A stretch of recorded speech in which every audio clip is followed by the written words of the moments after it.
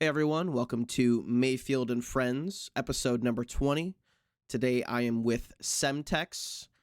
He is a one defense ultimate Ironman. Go ahead and introduce yourself, sir. Hello. Yep. I'm Semtecks. Like you said, I'm a one defense ultimate Iron Man. Yeah, I don't know. I like PBMing on this account. I like going for achievements as far as like PBM goes. My notable achievement probably is getting an Infernal Cape on this account. And I'm currently doing Slayer to keep doing PBM, basically. Perfect. Also, you are also a part of the Infrequent YouTube club. Yes. Couple fellows in this call doing 2 uploads a year before I started doing this Yeah. cast, of course. Yeah, I do yearly progress videos. So, of course, just as always, all of your socials will be in the description, and we'll get right into it. So, one Defense UIM is kind of a unique build. You're the second person I believe I've talked to on the cast with that kind of build. With the kind of communities we run in, it's not a unique, it's a unique thing to see, but not as like as out in the wild. But hmm what would you say drove you to play one defense and then also make it an ultimate Iron Man instead of like say a regular Iron Man or a hardcore? Well, starting off with the UIM aspect. Oh my god, my cat just jumped on my table.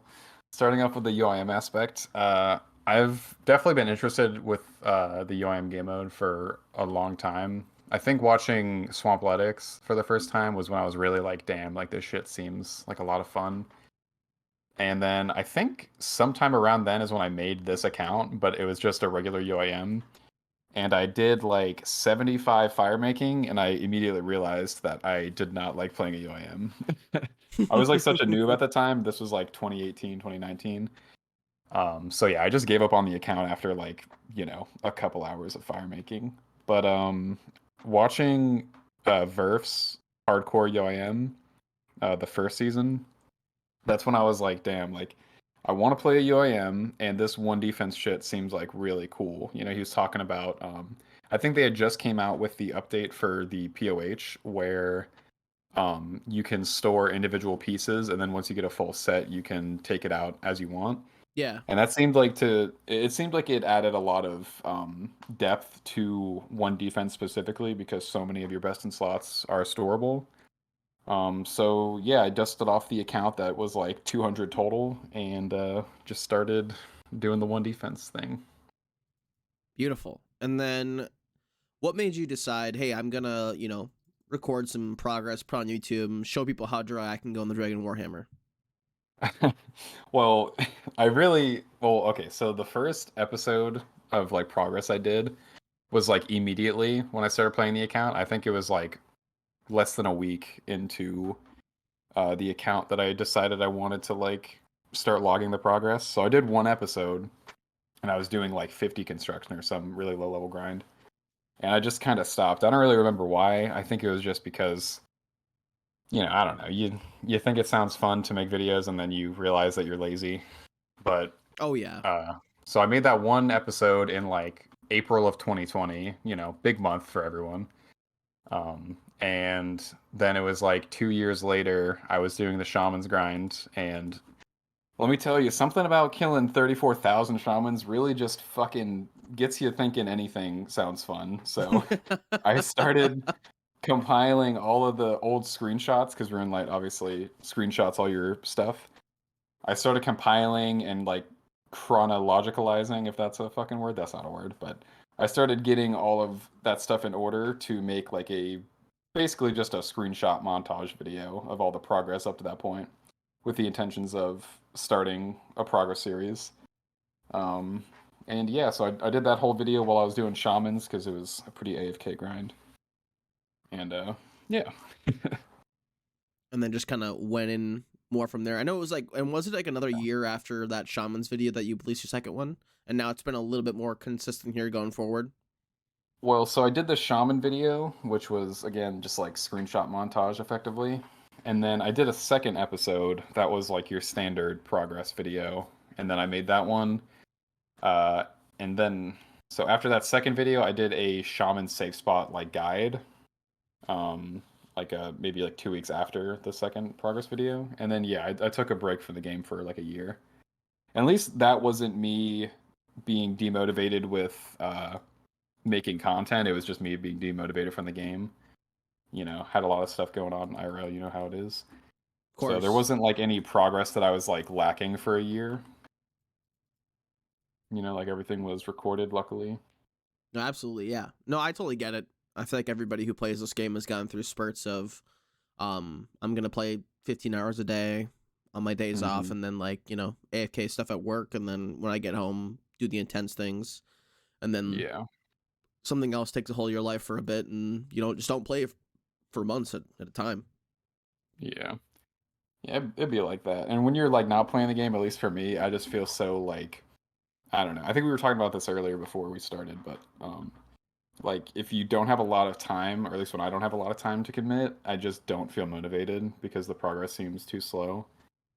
Like I think I was trying to do Slayer, and it was just like I was playing like maybe an hour a day, and it just felt like it would literally take me half of a week to get one Slayer task done, and it just felt so like boring and like I don't know, wasn't going anywhere, so I just stopped playing altogether. No, and I think that that probably resonates with many people, including myself. Um, these days, I've come to the terms that I don't have the same time to play as I did, say, April, May 2020, when I didn't have a job and I just sat at home Mm-hmm. and literally play video games all day. And there are times where I'm very, very sad I can't put the same time in, but there are times I'm like, man, I'm so happy I now have like, things to do and I'm not just stuck at home all day every day. Yeah. So on the times when you're away from AFK, we'll say, from the game, what are some other things you like to do outside the game, um, just in general, I guess, whether it be other games or hobbies. Well, I think one big hobby that I've gotten into in the past like 6 months is working out, doing like strength training. I used to work out when I was like 18. I'm 24 now. Uh, and when I was 18, I don't know, I just kind of worked out like as you can imagine an 18-year-old works out. Like I would just only do like I would like bench and like do curls and stuff, and it was just kind of lazy. But since getting back into it, a friend of mine gave me like a pretty nice program to start off with, and I definitely was nerding out a bit with it. And I've been really enjoying working out. It's been a lot of fun. It's everything people tell you it's going to be, like being active. It definitely helps with like depression and stuff like that and anxiety. So the haters were right about working out, unfortunately. I hate when the haters are right. Yeah, and they're so often so right. And yeah, it's hard to come to terms with, but I'll admit it this time. You win this round. Yeah. So I guess diving back into it, you talking about doing Slayer. So your current goal is the Trident. Do you have any? Or sorry, did you say that? Am I ruining? Am I Yeah. spoiling? I didn't say yeah, I did say that at the end of the last episode that I was going to do Slayer for Trident, so Okay, okay. So no no, spoiler there. not spoiling. Okay. Yeah. So going forward, what does the Trident open for you? What do you want to do next once this is achieved? So I think the big thing is definitely TOA, or well, I guess technically the big thing is Zora, so I can get a Fang to attach to the Trident, but I do want to go back to TOA. The plan right now is kind of just to do TOA again, but like be more geared up for it. So obviously, like I was doing TOA and I have like the F bow and I had I don't know what my melee weapon was, but it was pretty ass, whatever it was. I think you're using the Karis. Yeah, I only had the Karis. So I was doing Karis, F bow, and then Ancients, main handing Ancients. Which was like okay for doing like 150s and shit, but once I got the Fang, have decided that getting like a Swamp Trident and getting what was the other thing I was trying to get? I want to get an Occult, but I'm not sure if I'm gonna grind that out. 'Cause that's I think 87 to 93 Slayer is like as long as like the 75 to 87 Slayer. So not looking forward to that, but The main idea is just like gear myself up more to go back to TOA, and then I can do like 300 IMBO runs and potentially go for some higher IMBO runs. I really want to like test the limits, I guess, of my skill and also like the build with the gear I have currently at TOA. I would say, speaking of build as well, I know a lot of people limit attack, and prayer and all that stuff on one defense accounts or pure accounts. What made you decide that you weren't going to stop at say 82 attack for the Fang or 60 attack as a lot of normal people do? Like, what made you decide attack should also be 99 or near it? Yeah, well, as far as attack goes, I was initially thinking of staying 75, but once they started talking about changing the attack recs for a lot of the items, I just kind of didn't like the concept. Like they were talking about like 78, 80, like 85 even. And it was just kind of like, I don't know. I didn't really like any of that. So I just kind of thought I should just go 99. And when you look at DPS calcs, um, attack just makes such a giant difference. And I get that the point of playing a restricted build is not to like maximize your DPS, but to me, like the iconic parts of the build are like the gear and like how that looks, and I don't really care about like the aesthetics of the combat level necessarily. So that's why I decided just to go 99 attack. Okay. Yeah, I would say, it's probably a little bit unique to, just max everything else out. And speaking of that, with the upcoming Desert Treasure 2, well, I guess it's looming over us now, right? Are you planning to Mhm. stay a low prayer level, or is that also in your mind now? Well, I don't know too much about the new prayer book. I haven't really been up to date because it was kind of they were talking about it when I had like just been getting back to the game, so it wasn't really on my mind that much. But I'm not capping myself at 60 prayer, which is what I'm at right now. It's just kind of I don't know. Training prayer on a UIM sucks. It's definitely the worst skill. So I've just kind of been ignoring it. But definitely, if the prayers come out and they're like super viable for the build, then yeah, I'll get whatever prayer level will benefit me.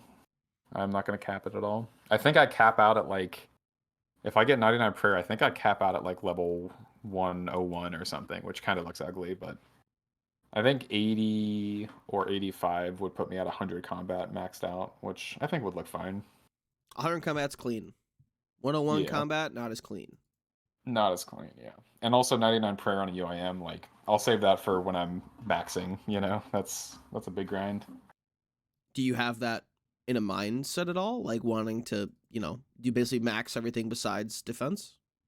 I do kind of think that'd be fun, yeah. Like I'm not gonna say I'm close, like hour wise, but as far as like total level, I feel pretty close to maxing already, and I haven't even tried to skill. Like every skill that I've done has been in service of the PVM progression.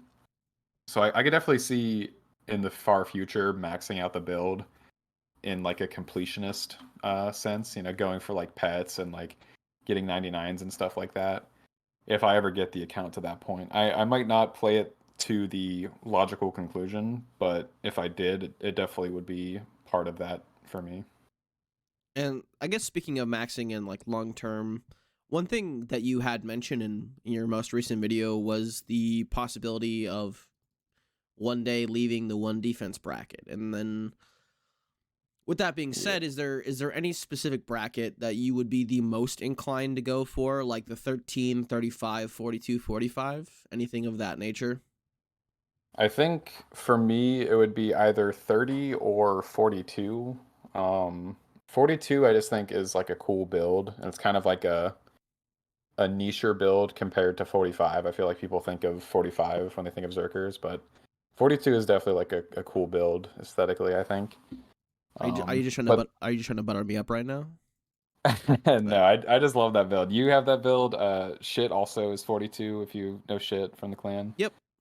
I've always loved 42, and I have a friend who he actually has the name 42 Def on his main account, and he's like a maxed 42 like normie account. And I've known him for like a few years, and I just always thought like, yeah, I just thought the build was cool even before I was into doing like the Iron Piers. Hell yeah. And but I mean, before the my 42 defense, I actually had a 30 defense hardcore for a long time when Nice. when Inquisitor was like still like, you know, one of the best like low defense armors you could. I mean, still for us, it still probably still is one of the best low defense armors you can get with strength bonus and Yeah. everything.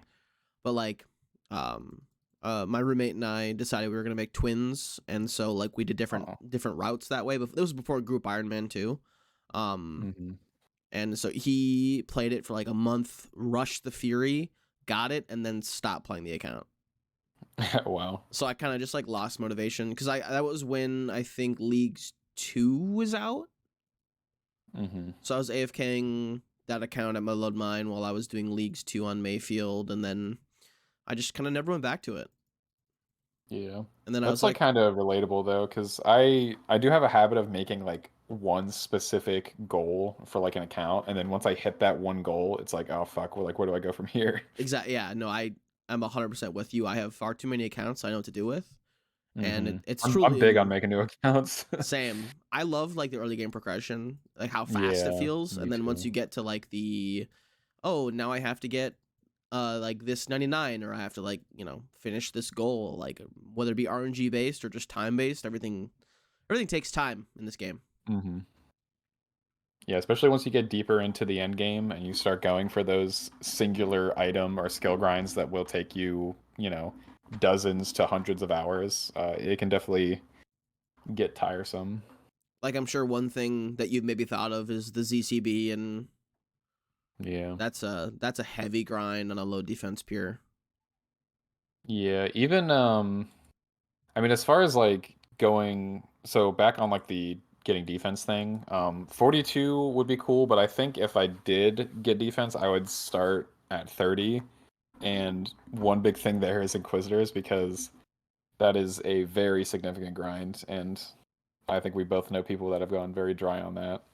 Oh yeah. Um, so that's one thing I consider about getting higher defense is that like going for Inquisitor could be just terrible for the account. Like I could just like never play the account again because of of Inquisitor. So that's definitely nerve-wracking to imagine. I think the one like saving grace that you could think about for that too is like you could always just grind Fremi Kilt Hmm. and Manacles and then just get a torso, and or not, I guess not torso for 30 defense, but like, you know, there's some these decent things you can get before Inquisitor, and you could just be happy with that for a bit, because that's kind of where I'm at right now. Inquisitor for me is a very far-fetched dream. Yeah, it's a big grind for sure. Comparably or comparatively, yeah. Missouri is a lot more achievable. Yes, and for me, like the most like intense PVM I've ever done is when Group Hardcore came out. My team and I, we got to Gauntlet in about 3 weeks to a month, and then Mm. we were all doing Gauntlet and it was very fun. But man, was it challenging. I was actually doing it on like when I had time at work. I would like hotspot my phone, and I was doing Gauntlet on like 90 ping on my phone hotspot Jesus, on a laptop. I would hate that. It was a lot of fun though, because it was like it was not different every time, but like, you know, I don't know. Gauntlet for me was reminded me a lot of like old school dungeoneering when it was like actually enjoyable back in RS2. Hmm. I don't know if did you ever get to play any of the I guess that like, you know, that leads us into like, when did you start old school and when did you leave the original RuneScape? Well, I did do dungeoneering, Okay. back in the day a little bit. I was like such a noob at the time. How old was I when that came out? I must have been like 12 or 13 or some shit. But yeah, I was pretty ass at the game at the time. So I didn't get deep enough to get like chaotics. I think someone told me that getting like 80 or whatever for a chaotic took like a month, and I was like, that sounds like the most amount of time anyone's ever spent on anything.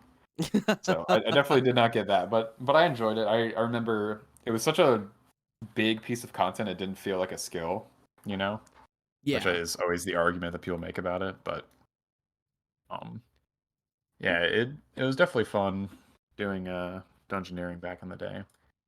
And as far as starting old school, I started on day one. I was in the first wave, like, I don't know if you remember, but there was like a website where you could donate. It was called 2006 Scape, and it was basically someone was saying that if they got enough money donated, they would come out with like a private server that would be like 1-to-1 XP, and it would be like 2006 RuneScape. I remember Um, that. Yes.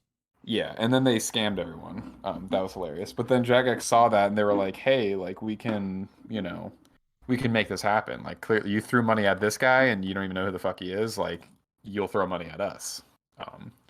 So then they came out with 2007, or they did a poll for 2007. But yeah, so I played it day one. That was a big deal. My brother and I were super fucking happy. We had so much fun doing that shit. Oh, I remember day one myself. I was there.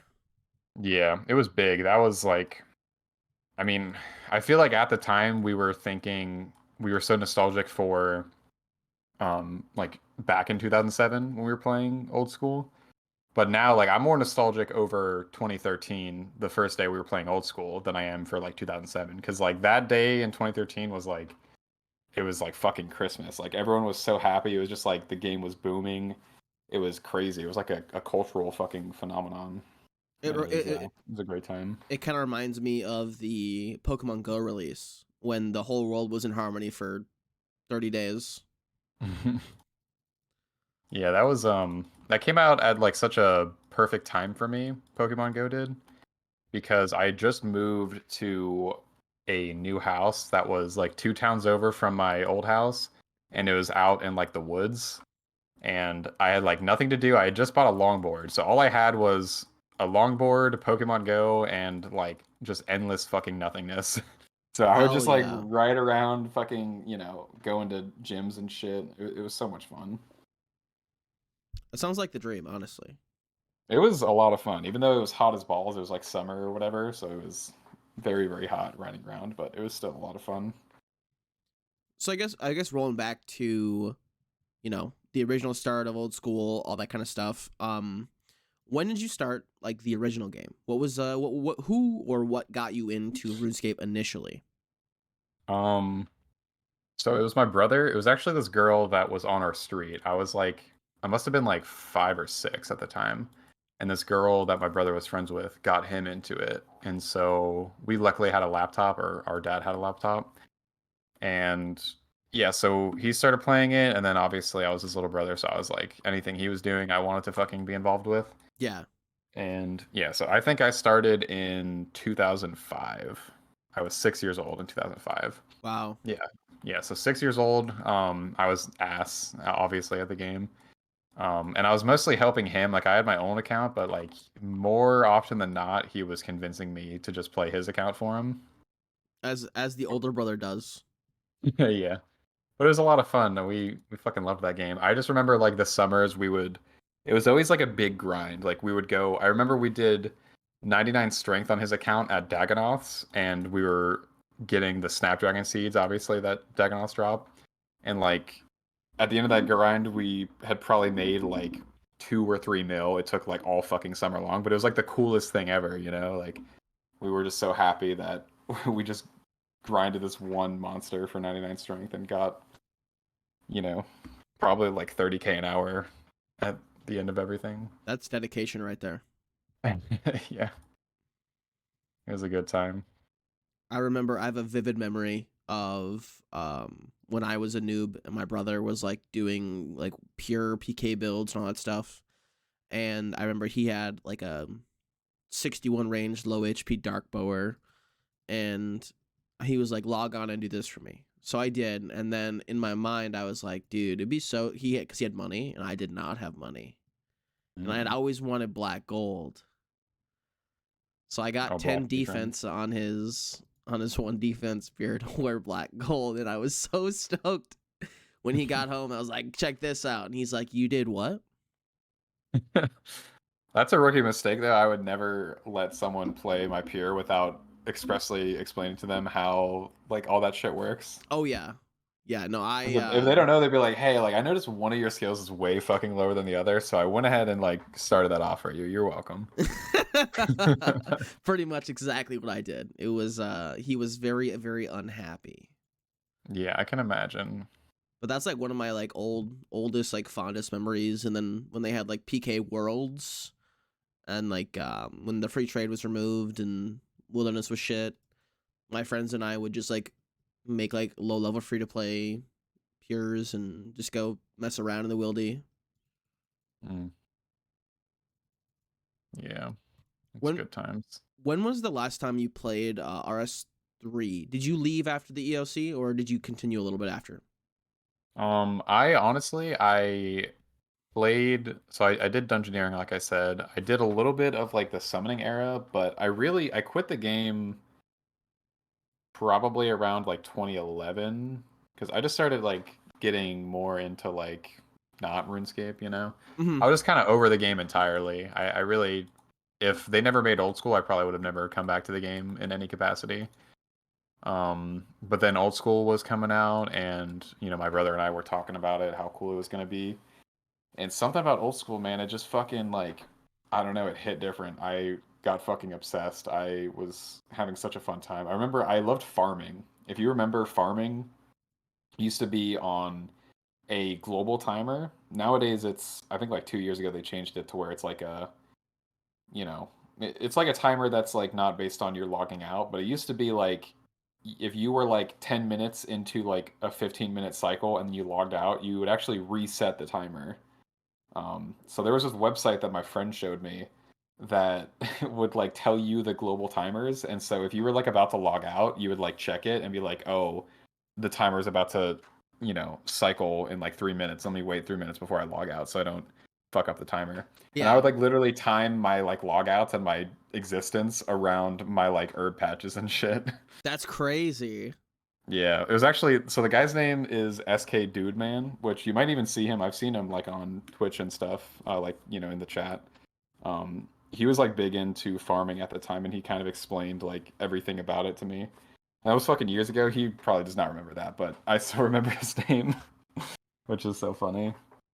That's Um, I love getting like really into one skill and being like, this is my personality for until it's 99.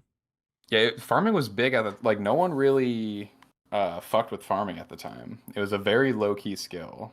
So being into farming was definitely like, you know, not something you'd see a lot. Because obviously nowadays, like it's such an integral part of the game, and obviously Iron Man, that's a big part of being an Iron Man is doing farming. But at the time, like it was very much an elective skill, and you kind of needed to have some know-how to actually do it properly, you know? Yeah, you needed to like know where all the patches were again and Yeah, good ways and a to lot get of people there. at the time didn't really know that much about the game, so like even just knowing where all the patches were was like kind of a, you know, a tall task.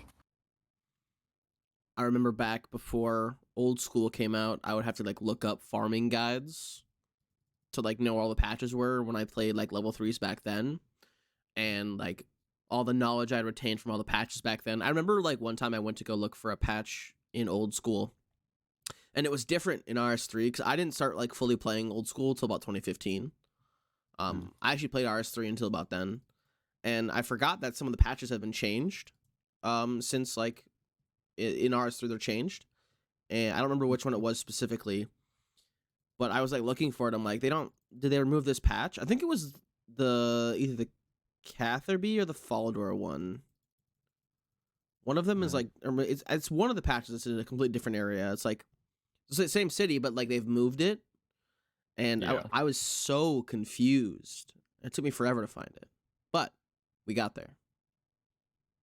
that's nice. I just saw one Pog said that he came out with his new video in the chat. Oh shit! Hell yeah, I can't wait to watch that shit, bro. I fucking love his videos. As far as like, I guess I'll say up and coming YouTubers go, I really like his videos, and that's not me being biased. No, I think Well, he I'm a little I think he biased. does them. I mean, yeah, I think he does them very well, and I think there's a lot of like quote unquote up and coming or lower tier YouTubers that do things so well that just don't get the same recognition as like Hmm. your big guys. So like I guess that being said, who are besides we've just talked about one pog, who are some of your favorite like content creators? I know there was one we talked about a little bit before we start recording. We're talking about Angus, right? Yep. Yeah, Angus definitely not like a low key YouTuber, but I think still kind of underrated. I'm not gonna lie. I honestly think because you can be underrated and still very popular, just like you can be overrated and still really good. You know. Yes. So I'd say even though he's popular, he's still underrated. He has some fucking banger videos, and I like his style. Um, Definitely One Pog or Hobbs is his YouTube name. He's definitely like him doing okay, hardcore Iron Man Zerker, right? TOA Rush. He does a lot of fucking wildy stuff. He takes a lot of risks, which is really always exciting, I think. Because he did like risky stuff in the beginning, but like he definitely is still doing risky stuff. Like even his newest video is him doing Flaren's keys.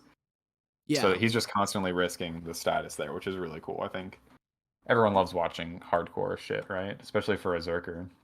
We love to see the people go crazy out there. Yeah. Who's another one? Definitely like Baldy, purely bald. Love his videos. He definitely does like more of that style I was talking about, where they're like less progress per video. But like I said, that's fun to watch. You know, like it's nice having someone who is consistently putting out videos. You know, weekly, bi-weekly, um, even if they're shorter. Oh, But he's been absolutely. coming out with videos that are longer and taking a little bit longer to put them out, which is fun.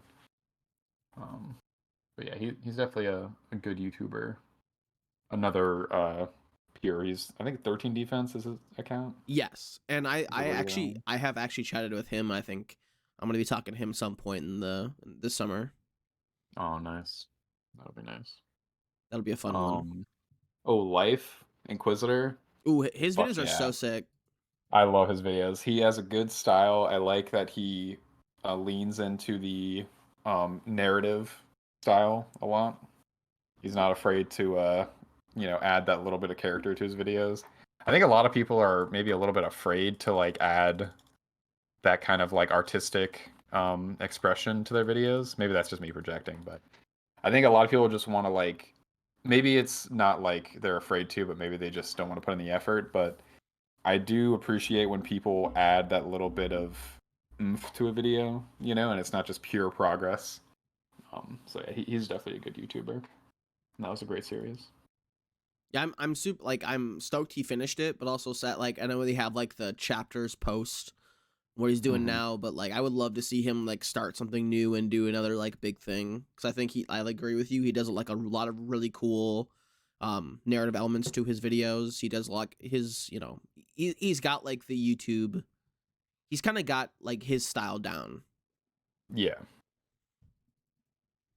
and I think that's when it comes to like getting bigger on YouTube and RuneScape, it's definitely like having a style and like trying to stick to it can be very helpful. Like one person I think has a really like it was unique for a long time before other people started doing it a lot, and that was Guns Chili. Yeah, Guns Chili, that was like one of those. That's definitely something that nowadays is, I think, copied by other people. The whole blender thing, yeah, it's very Yeah, pretty much and just his everybody general like like vibe of like the way he sets his videos up, like the transitions he does. He'll do like the free cam, like Orb of Oculus, like style transitions into things with like the melodic music. yes. And that's something I see a lot more nowadays. But at the time when he was starting to do that shit, it was like no one else was doing it. And I think that's fun that there's still like, I think RuneScape, the community in a lot of ways is like kind of behind on the times. But as far as like YouTube stuff, like I think there's still a lot of creative directions that you can go with content creation that people have not gone yet, which is exciting to see. I think it'd be so interesting to. Do you ever watch like any Rust videos? I've watched a few, but not enough. Do you know who Stevie is? Stevie, let me look that up. He does like Rust Stevie. movies, and he does like it's just Mm, Rust gameplay, but like there's a whole story going on behind like what happens. It's like an hour and a half, right? It's like a Oh yeah. movie. And I think Hmm. somebody doing something like that could be so interesting. I'm not sure how it would be done or what kind of content you would have to do with it, but like, man, it'd I be think doing something like that would be good for a because there's so many like unique accounts. So we have like area locks, like region lock or whatever. stuff like that, making like a specifically restricted account that has like a very clear, concise goal that can be achieved in like maybe 100, 200 hours of gameplay. That'd be like a good account for that kind of format, you know? Like Verf did that the real call where he like makes the Fremnik only account and then goes and kills DKs. And that was like a very contained goal, right? So something like that could probably work well as like a short movie, you know? I think my thought for a short movie like that, I think that just came to my mind is we've seen people do like the UIMs. I think it was Settled who did the first one, the UM speed run for Fire Camp. Yeah. Like I feel like that could be a really interesting one because like you could definitely do Yeah. that within 200 300 hours and really splice it all together and be like, okay, like cinematically, like this is what I've done and this is where I'm going next. And Yeah, definitely. And it would take a lot of skill, because well, one, you'd have to decide from the beginning that you're gonna go in that direction, like creatively. Um, and two, it would just be kind of it definitely would require editing skill and like, experience making videos. But yeah, that'd be a fun uh concept, a fun format for someone to do in RuneScape. I wish I had like the same skill as some people do so I could do it because I think like Yeah. it'd be so much fun, but God, I would take so much extra effort to like have to learn a bunch of things or like pay things out, like pay people to do things for me because there's just like there's no way I could learn like a skill like a blender or like a really good editing style that fast. Well, someone in Defiant recently has gotten into Blender. I don't know if they have like pre-existing skill in that field, but I can't remember who they are. There's someone who makes videos, but they made like a cool like Blender thumbnail, and they said they had only been doing it for like a week. So I think if you are doing it for like a week and you can make like a thumbnail, it might not be like the hardest skill to learn, you know? Mm-hmm. Obviously a thumbnail versus actual like a 30-second to a minute clip of Blender is like completely different, but it might not be that hard to learn that. But there's still other skills that are obviously very challenging that go into creating videos. I respect. I have so much respect for like the people who put all the time and effort into it because obviously like I had mentioned before I'm a very low effort content creator, Mhm. mostly just like long form videos in progress. I don't really have any experience doing anything other than that, and I'm happy with that. I'm happy with the content that I create for people and put out. I'm happy with 100 views. I don't want to be super famous, and Want to keep it low key. I mean, it'd be fun to like have like 10K subscribers, right? It'd be fun to have more people looking forward to things coming out. But like, even like the two people I get PMs from or in my clan who will say like, "Yo, who's the next cast? Like, who's coming? I can't wait to listen to it." Just knowing that there's like two people out there or one person out there that's like excited for They're the looking forward to it. yeah, Yeah. that's enough for me. Yeah, it's definitely cute. I think that's a fun aspect of content creation, even if you aren't, super popular. And everyone always says, like, anyone who's been successful, they always say, like, don't look at it like you're going to blow up one day because then it's just never going to happen. So I think, like, you know, having those realistic expectations of what you want out of it, it's like you're never relying on like, oh, like I'm only doing this so eventually like I'll get, so popular that I can like make it a career or something. Like I think taking it for what it's worth right now is definitely a good mantra to have, and that translates into the content and then just kind of, in a lot of ways will make it more enjoyable for people to watch. Absolutely. And I think one thing I want to ask you while we're on the topic of ourselves and other creators, are there any like content creators that you're just kind of like these people are either super overrated or you think that um I don't know, just not enjoyable that a lot of people seem to find extremely enjoyable? And Um, like obviously not throwing shit at anybody, just like personal preference at that point, you know? Yeah, I mean, I don't feel bad throwing shade because like Johnny Nobody, who's me, wants to talk shit about like Exact, why the fuck would Exact care? So I wouldn't feel bad talking shit, but I don't really know. I'm trying to look at my subs list right now and think of who I think is overrated. Um, as far as YouTube goes, I don't know. I'm trying to think. Or I I guess definitely we could look think at Twitch as like well. Twitch. I mean, I definitely think like the big names are a little bit overrated, but that's only because feel like the bigger you get, the more generic you like naturally become, or just were to begin with. So I think when you look at like someone like Foe or like Mr. Mammal, like the big names, Hmm. I think I don't know. I just think I find their personalities to be kind of like boring, but obviously it's like not throwing shade because they obviously are successful, but I think part of getting so big on like Twitch is just kind of, you know, I don't know. I'm sure it's draining for one. I'm sure like I'm looking at them do their streaming shit 8+ hours a day every fucking day for the past like 6 years. So it might seem a little boring from me, but I don't know. But I don't know. I don't really think anyone comes to mind that's like really overrated. I think that's just like me trying to give an answer who I think is. That's fair. And like, yeah, if there's like, not really anybody you can think of, that's totally fine too, because that just means like I feel like the RuneScape category is so unique that we have so many like really good big and small content creators. Whereas Mm-hmm. like if I were to look at other games like my the other game I really like a lot and watch videos on is Minecraft. I think there are very, very few Minecraft YouTubers who are small who do a really good job that haven't got recognized yet. Because when I was super on my big Minecraft kick last year, for like 2 months, I was watching these guys and like they would have like 10K subscribers and like 2 videos out on like Minecraft Hardcore, and then like by their fifth video, they were already at like 200K subscribers.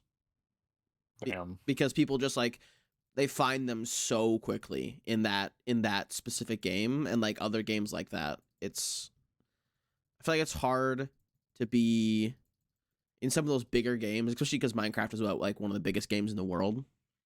Literally the biggest game in the world, I think. If we're talking overall, Yeah. definitely it has to be the game. So I feel like in that game specifically, it's very easy to not.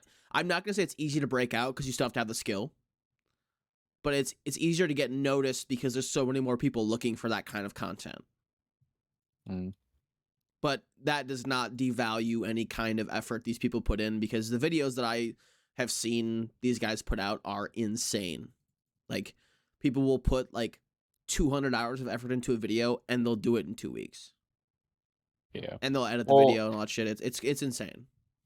I feel like I feel like my sentiment is the opposite. I feel like because those games are so oversaturated that it makes it harder. Cause like so you're Really, saying their videos are really high quality. So like imagine them putting that skill into RuneScape with how I'd say undersaturated the content creation is in RuneScape, at that's least for YouTube. that's a very fair point. Yeah, because if they're making like crazy high quality Minecraft videos and like they're maybe they are getting like a lot of views and like a lot of subs, but maybe that's like less than they would comparatively putting that into a smaller game, you know? I never thought about it like that. Yeah. Damn. I don't know. I mean, I definitely don't know about the YouTube atmosphere as far as like content creation. I'm sure like if you talked to a bigger Minecraft YouTuber, they'd probably have a lot more knowledge to spit on that, but that's just my immediate like devil's advocate thought process. I mean, I love that. I love having like the speaking out something and then like hearing an exact same response back is not always a good thing. So it's good to have like another perspective, and especially like in something as small as that. Obviously we're here talking about RuneScape, and now we're talking about a little bit about more about YouTube in general, and it's nice to have a thought and be able to have some kind of rebuttal to it. Yeah. So I guess moving back into the game we know and love, we're moving away back away from Minecraft. You know, Uh, Back to our second favorite game, RuneScape. exactly, exactly. Minecraft podcast when that is next. Um, so when it comes to playing the pure Iron Man, I want to know when it comes to updates for this game, what are some big updates that have come out that you've really enjoyed, and what are some updates that have come out that you've been like that was probably not great? Um, well, we were talking earlier, or at least I was talking earlier about the noting potions for UIMs. Or I guess Mm-hmm. for everyone, but specifically it impacts UIMs a lot. I guess that's not like pure specific, but it's UIM specific.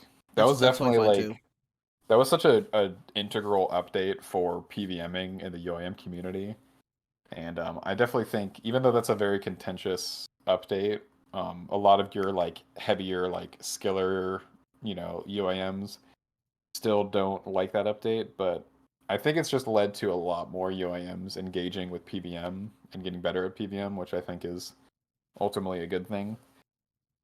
So that's definitely one update that I am glad they came out with. And the storing stuff also in the POH, being able to store one at a time. That was definitely a sick update. Anything else Um, that's come out that's big that you're like that was probably a poor, like something that I guess you yourself don't enjoy? I'm trying to remember what updates they have come out with. There's so I many. think I think Nex fucking sucks. To be honest, I fucking hate Nex. I think it's They could it's have. too carbon copy from RS3. Yeah, the thing about RS3 is that nobody was fucking good back in the day. So like taking a boss and then one-to-oneing it into old school when we all are just like baseline so much better at the game. It was just like not well thought out, I feel like. There definitely needs to be more mechanical depth. Even if they didn't make the boss hard, they need to make it like Nightmare, where like Nightmare is not a perfect boss, but it's like it just has that kind of brain itch that you don't get out of Nex, you know? Yeah, It's like if you pray correctly, you don't get hit by the fucking attacks, and it just like there's a lot of movement involved, and it's just a more enjoyable experience, even if it gets stale very quickly. Whereas Next is just immediately like, yeah, this is what it is. It's a fucking brew sink. You're not gonna have a fun time. Even if you do like a duo, it's still mostly just kind of bullshitting. Like it's just not a fun boss. what is your favorite boss then? My favorite boss. I mean, I guess can we say Inferno as a whole? Yeah, you could say like yeah, Zuck Inferno as a whole, absolutely. Yeah, I think Inferno. I think we can all agree that Inferno is fucking top tier. I would love for them to come out with more content that's like that. That's like aspirational. It comes out and it's not immediately like, oh, day one. Every fucking streamer is getting completions. Like I would love for something to come out that was like similar to Inferno, where like it took multiple days and there was like, oh, Wooks is the one who fucking did it first. Like Yeah, I want that shit again. Because that's really like they're afraid of adding content, or at least it seems like they're afraid of adding content that seems unachievable to players. But I honestly think it's a good thing because when a player who's like mid level, who's just like not very good at the game, maybe has done like group bandos, I feel like when they look at shit like Inferno, they think like that's the highest fucking level of shit. That sounds crazy. But then it's like as they get more into the game and they start engaging with the newer bosses, like Zora and shit, they start doing like chambers maybe. And then Inferno seems just a little bit more achievable, and then they get to the point of completing it. It's like that kind of progression and knowing there's always like that next level that they can take the game if they want to. I think that ultimately is good for lower level players. yeah, having like a good aspiration, having a place you want to be, whether it be 2 years from now or whether it be 2 months from now, Yeah, always having some sort of big achievable next thing to do. yeah. And even if they don't see it as something that they could ever complete, just knowing that it's like a thing and that people do it. And at least for me, like I think maybe it's just me having an ego, but I think I definitely could do anything in this fucking game if I just decided that like I wanted to learn how to do it, you know? So I think even like when I look at stuff like I haven't done like a 500 invo TOA yet, but like I know I could do it, you know? I just have to decide that I'm going to go learn how to do it and then make it happen, you know? And I think that's fun having things to, you know, to consider as like an option in the future for like getting better at the game. Well, absolutely. I 100% agree with that sentiment. And that being said, we talked a little bit about this before we started recording, and that was the combat achievement changes. So Yeah. on top of Inferno being difficult content, now you have added the combat achievements to um, anybody who wants to attempt them in regards to speed runs or mechanical tasks or anything of that nature. How do you think the combat achievements have impacted the PVM style of play when it comes to people going for big things instead of just the drops? And how has the new point system changed your account and what you have realistically been able to go for? Well, as far as how it changes the way people tackle PVM, I definitely think as far as if we're going to talk about peers, maybe specifically one defense who previously felt like going for any task that was above hard was just like pointless, you know, because you gained nothing from it. I think now it definitely will give you more of like a idea of like, oh, like I'm gonna do this boss. Like, are there any tasks that I could like bang out real quick? You know, like when I was doing TOA and that update came out, I was thinking like, oh, can I do like perfect Baba or something? Like, can I just bang out something or other, you know? Yeah, Or I think perfect Baba is not a good example because that one you need to be like 450 IMBO or some shit, but there's definitely a lot of tasks that like previously I wouldn't have even wasted my time because it's like, oh, that's elite. Like I can't even get elite CAs done, so why bother? But now it's like, yeah, you know, you might instead of doing the same 150 invo Baba every fucking raid, you might think like, oh, let's do all invos activated and like see if we can get that task done. And that ultimately just gets people to engage with it incentivizes people to engage with like higher level content in the game and then just ultimately makes people better at the game, which I think is definitely something that they should um, be trying to cultivate. yeah. Jagex should be cultivating, I should say. Do you think the release of TOA was kind of a step back from that, noting how easy it was comparatively speaking to the previous raid, Theater of Blood? Because I think TOA surpassed total completions in the first like 2 months than TOB has had since release. It's hard for me to say because I have not engaged with TOA nearly enough to like really have a strong opinion on it. Okay. Because I was not playing the game when it first came out, and so I kind of just yeah, I'm definitely far behind most people when it comes to that raid. But I will say so far, I do like the invocation system, and I know they purposefully did not want it to be as hard as like Tob really, which I'm sure like 500 invo runs are harder than like even hard mode Tob. Um, but I don't know, a step backwards, maybe not. I think the invocation system is definitely a step in the right direction as far as hitting all the player bases. You know, if they want to release like a raid and not make it like, hey, we're releasing this raid, but like you have to be actually good at the game, so like none of you noobs are allowed to enjoy this, you know? They can't really financially like justify that, I feel like they can't really justify making like a whole piece of content like a raid that most people can't engage with.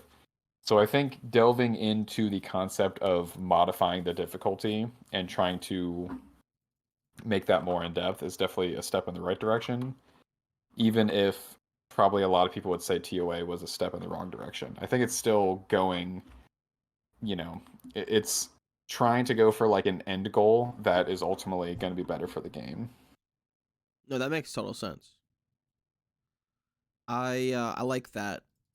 I like that thought process of it being of some of the systems being in a very good direction because I think I'd agree with that.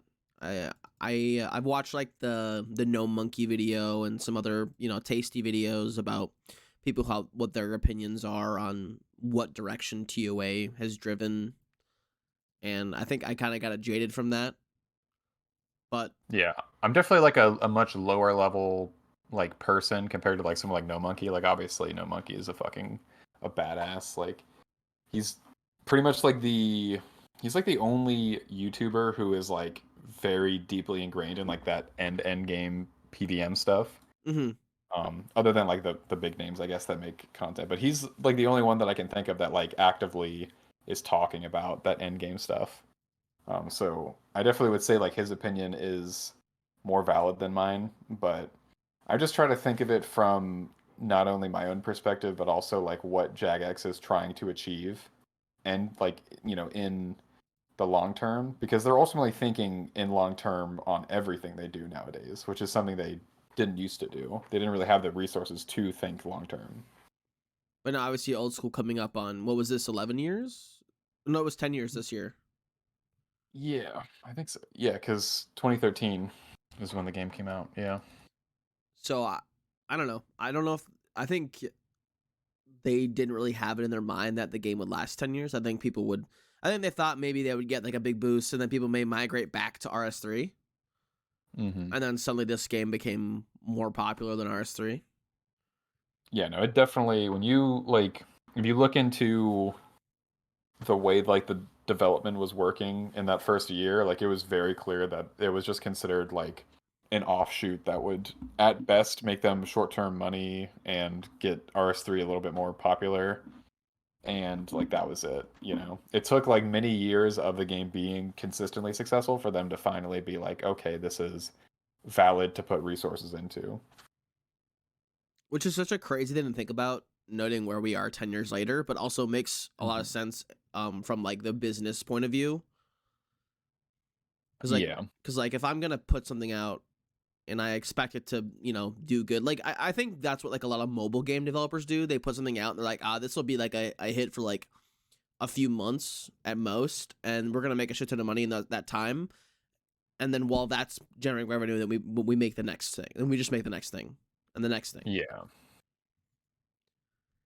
Yeah, I definitely think Jagex at the time was just thinking like, okay, this is like become, I guess, like a meme of sorts. Like it's short term popular with everyone real quick. So like, fine, we'll cash in on it. Like we have an old save file of like 2007 RuneScape, so we'll just fucking toss that out. We'll put three developers on it. We won't even have a fucking an artist on the team. They didn't have an artist for like 2 fucking years. So they literally, when you look back on all of that content is using recycled sprites and shit from usually dead content. Like Vedion, for example, that's like the skeleton model from Legends Quest. Yeah, yeah. You I think know? I think that's, and then didn't they change it with the Yeah, new Wilderness update finally? yeah, they did. Man, I like that design. It's pretty cool, and I like how it's like inspired by the original. I think that's very cool. And Um, I say, God, do I love the updates that the Wilderness has gotten in the last few months. I love the changes to the new bosses. I think it made some of them so much more accessible, more enjoyable, because before it was just like they were just so dumb, so you would just literally safe spot them. You would just go break the boss.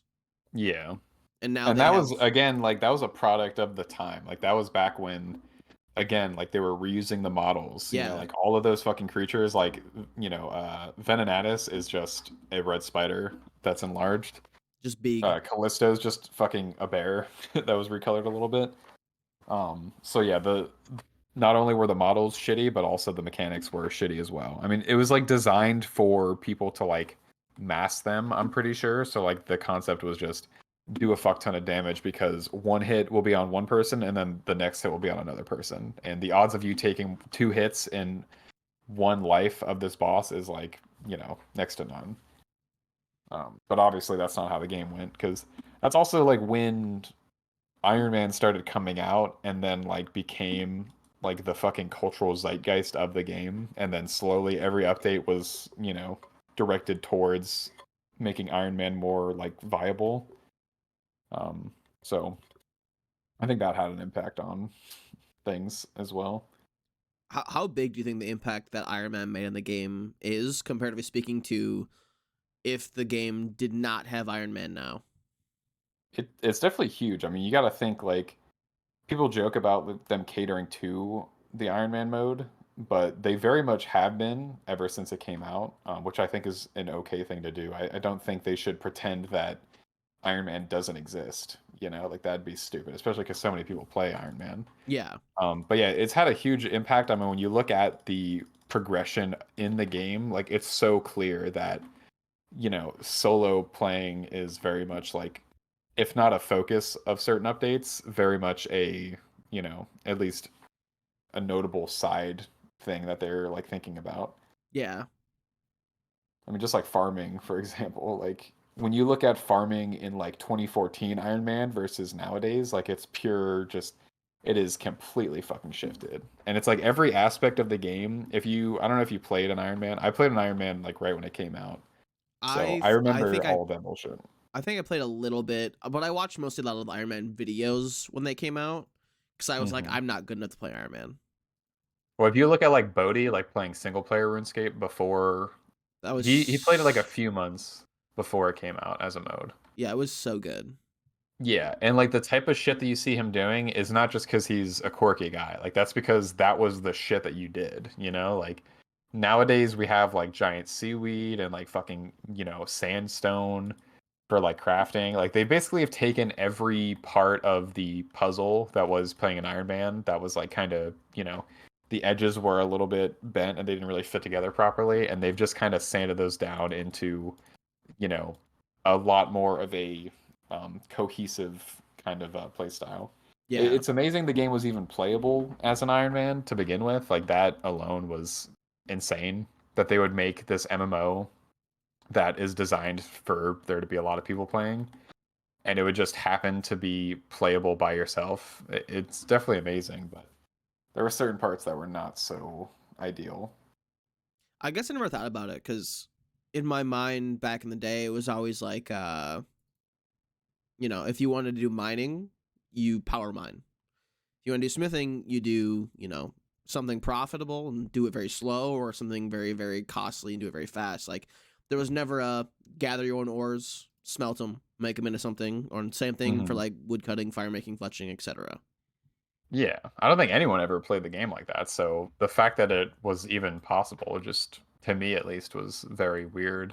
Funny enough, you say that. There was a guy I used to watch when I was younger. I think I've talked about this before on a podcast, but his name was Disupti, Mm. and he did a series called Nilmorns, and they were 10-hour videos sped up to be 1 hour, and it was him playing single player RuneScape. And every minute he played that account, he recorded it, and he uploaded it every time.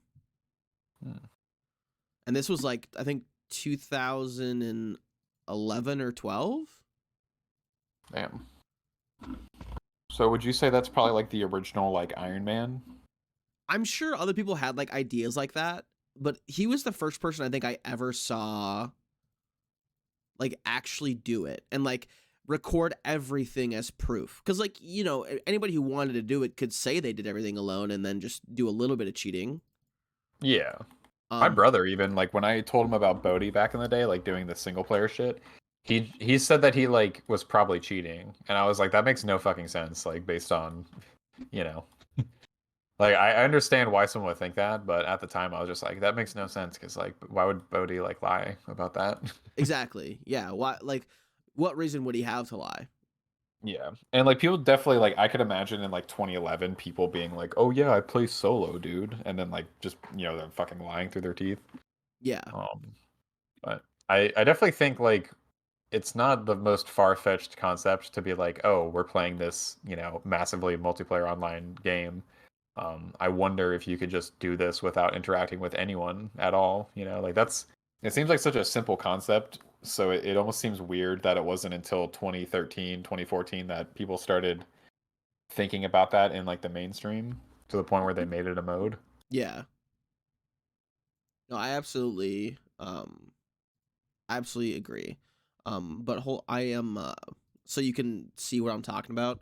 I'm gonna send you the video here in Discord so you can see like what it was back then. 10 years ago, goddamn. Yeah, like I said, It's so weird to me that 10 years ago the UI even looked like that. I know, right? It's such a strange world. Hmm. And then like, cause like he rushes right away into rune crafting. He does like, you know, 95 rune crafting, and then like that's his first like 12 videos was just rune crafting the whole time, rune span.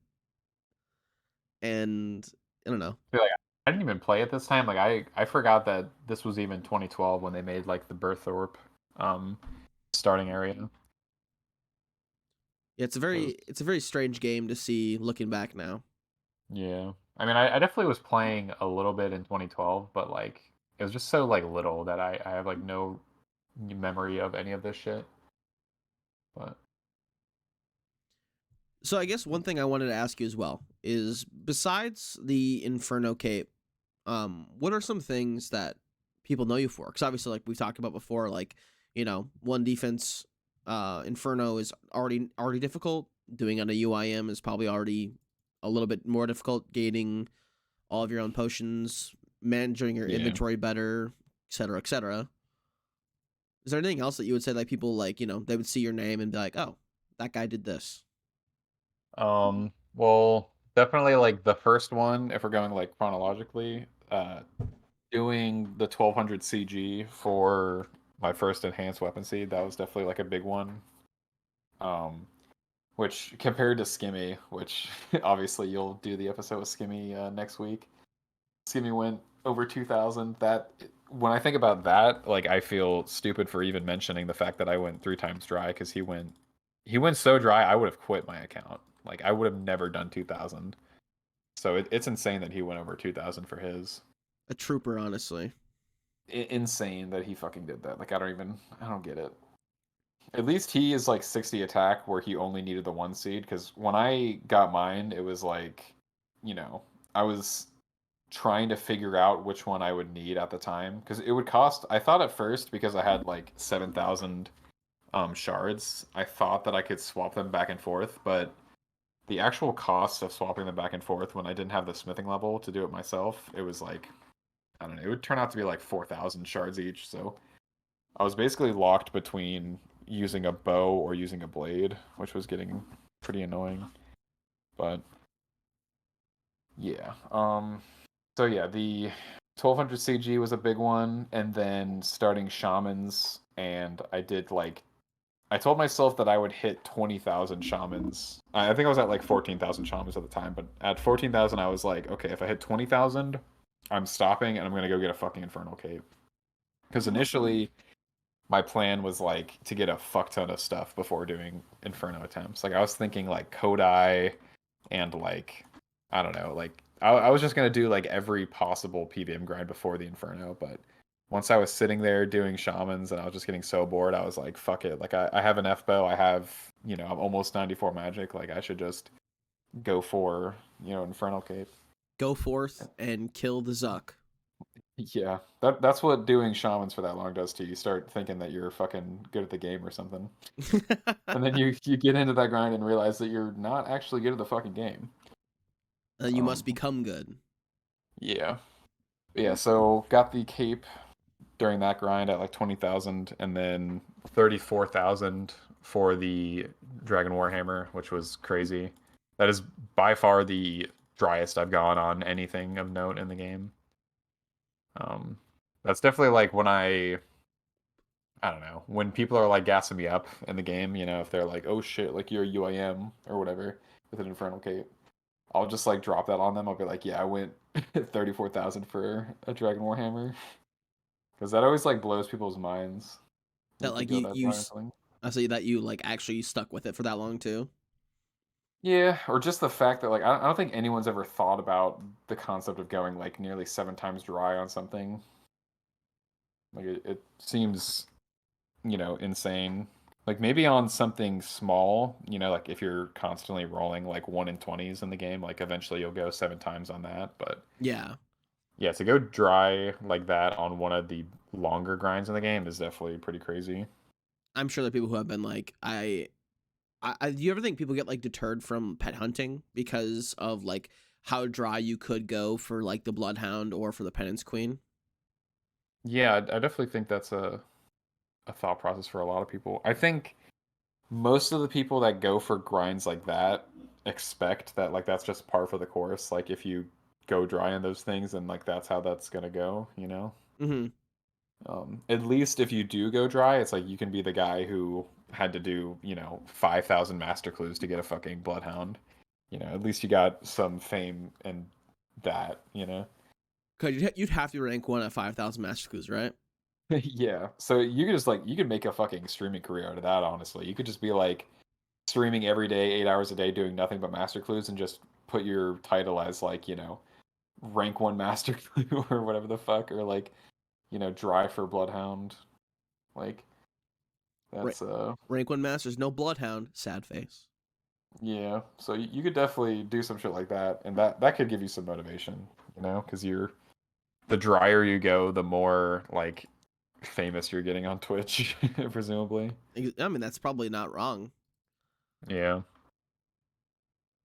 I did have one thing I wanted to ask that I forgot to when we were talking about previous updates. Okay. Are there any things coming out in the near future, or things that you want to see come out in the game that you're excited for, or would hope that gets pulled sometime in the future? Hmm. Of course, we got the obvious, Desert Treasure 2, new skill, that kind of stuff. Yeah. I am looking forward to the new skill. I think that'll be cool. I think it'll do a pretty good job. Do you think it'll actually be sailing, or do you think it won't pass refinement and then they'll pitch a new one? Um, I honestly didn't even know that they were gonna pull that. I thought it was just cemented that they would come out sailing, but They had mentioned once or twice that if the community couldn't decide like if sailing was good enough, like if the pitches that they brought forward just weren't enough, that they would go back and look at some other stuff. Because they even said when what was the other skill that lost that everybody liked? Not taming. I can't think of it. shaman. Shamanism. Yeah, they had mentioned that like this is not the last time you'll see shamanism. Hmm. Maybe they'll come out with like a mini game that like plays on the concepts. Oh, very possible. Very possible. As far as sailing though, I'd be very surprised if at this point that they would even consider canceling it. I think they would just be like, "Look, y'all are gonna fucking figure it out. Like we're dropping this shit. Like figure out how you want it to be dropped, and that's that." Which I kind of like that they do that nowadays. Like I do often appreciate that they're just gonna be like, "Look, we're dropping this shit whether you like it or not. So like, shut up about it." Like Yeah, when they came out with a Phantom Muspa, like that was all secret until it dropped, right? They were just like, "Hey, we're polling. Do you want a new quest and boss?" And you don't get to know what it is. I think so. Yeah, I think there was like and we got to pull like they also got to pull a bow. But yeah, nobody really knew what Mm. the Phantom Muffin was gonna be like until it actually came out. Yeah, like I think that's pretty fucking cool because I definitely trust him at this point in the game to, at least when it comes to like content, I'm down for them to just like drop shit. Especially because no matter how many polls they make about new content, like it's gonna drop and be like fucked up and like need refinement, and that's just part of the deal. Oh You know, yeah. it's kind of like a meme at this point that like when new content drops, like one, you don't log into your hardcore, and two, you fucking go rush that content to see if you can, you know, get lucky off of some like crazy bug that is in the game. Like people who are getting Void Waker pieces day one, Yeah. making so much money. Yeah, no, that's it's definitely it's a meme because it's true. Because there's always like some bullshit that happens in an update. True. Something breaks. Yeah, I think Spaghetti code. they're getting kind of better. I think over time, but not as good as you'd expect. Yeah, Still, it's drops kind fair. of fucked up. So But I'll say yeah. Beside the new skill, anything else that you would like to see come in the game, or anything you're excited for besides new skill Desert Treasure 2? I'm trying to think of some shit. I feel like there's one like pure specific thing that I would like that I can't think of right now. Is there anything that's coming to mind, like some pure type update, or like Iron Pure? Hmm. I know we already got the Monkey Madness update. Yeah, we did get that. We got our blessed chaps. God bless. Yeah, that's true. I also got the blessed chaps. I can't think of any off the top of my head. Mm, Maybe one yeah. defense fairy rings one day. Yeah. I would take a Slayer helm before I would take Fair Rings, honestly. But I wouldn't even want them to do that for one defense. That'd be kind of weird. Maybe like no, no, no, no. I was gonna say maybe like you could wear a black mask but not a Slayer helmet, but not. It's still kind of dumb. I don't know. I guess I can't really think of anything that I'd be really looking forward to. I feel like there's just so much content that I know is already in the game that I'm looking forward to engaging with that it's hard to think of anything that I'm like begging for.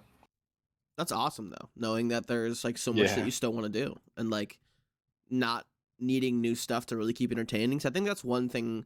That's one I think curse of the super high level community is they get really good at something. Then the first like month or two it comes out, and then they're just like, where's my new stuff?" Yeah. Especially if you're like a main or like a normie where you're not an iron, like new content drops or like TOA drops even, like a big piece of content like that, and you just fucking grind it out for so long, and then it's like it doesn't even matter if you get every like item from it, like it's just a matter of like, okay, I just grinded this content out for 100 hours, I made like 3 bill, and now I'm bored, like I want new content. Yeah, I think that's the one reason that I've strayed so far from playing main is like the progression is just make money to buy new gear to kill better Yeah. bosses, and then once you're good enough, you could pretty much do whatever boss you want. Like my roommate decided he was gonna max his main for the first time ever. Um, so he went to Nex and made like 5 bill, and now he's just maxing, and he's like, I don't even know if I'm gonna play when I finish maxing. Yeah, I mean, I de-ironed my main iron after maxing, and everyone, even now, but like at the time, everyone was like fucking saying that I was gonna regret it, and now they're like asking me if I regret it, after like almost a year since doing that. Um, the answer is definitely no. I do not regret de-ironing, but I also don't find playing a main that engaging, which sounds counterintuitive, but I don't know. I just like having a main for like when new content drops, trying it out, going for PVM accomplishments. Like there's a lot of stuff I want to do one day. Like I definitely want to get well, I want to get a 500 invo run on my pure to get the Fang kit. That's like Yeah, a niche goal that I have in the back of my mind. And before I do that, I'll want to do it on my main, And so I want to do that with like the best gear and basically start from the easiest 500 info run you can do to like one of the harder 500 info runs you can do. So like having an account like that will be nice, having access to all the gear. But yeah, I don't know. I like having a maxed main for the sake of like having like a sandbox version of the game to like prep me for the harder version that'll be on the pure. I never thought about it like that. Having a sandbox, yeah, no, that's kind of what it feels like. Yeah, Well, obviously, you still because have I'm to not like, into like pet hunting and stuff like that. Like I don't want to grind the same boss for thousands of KC. yeah, no, I got you. I'm on my other account. That's kind of my collection log account because I was doing stuff like that on Mayfield, and I was like, I just don't have any aspirations. I love the collection log and love getting the slots, but I just don't have any interest in doing it on the level 3 because it's just Hmm. so minimal on things you can do. Whereas on like the 42 defense, there's like really virtually no limit on what I can do. So a few final, wrap up inquiries or questions for you. One thing we've talked about a little bit is kind of your on and off, as well as my on and off, and everybody's kind of on and off relationship with RuneScape, whether it be back in the day or currently. What what keeps you motivated in the game nowadays? Like what keeps you going? What keeps you logging in? I mean, nowadays it's definitely like a focus on specific PVM goals more often than not. I just like, I don't know, even if it's not PVM related, I just always enjoy like looking at like one singular like high level achievement. Whether it was like maxing my main, it was like that's obviously an end goal. getting the Infernal Cape. I guess on both accounts, that was, a big grind. Just anything that I can like look to and be like, okay, this is like an end goal, is like a big thing to achieve. What's the path there? And then just going from there. Mm-hmm.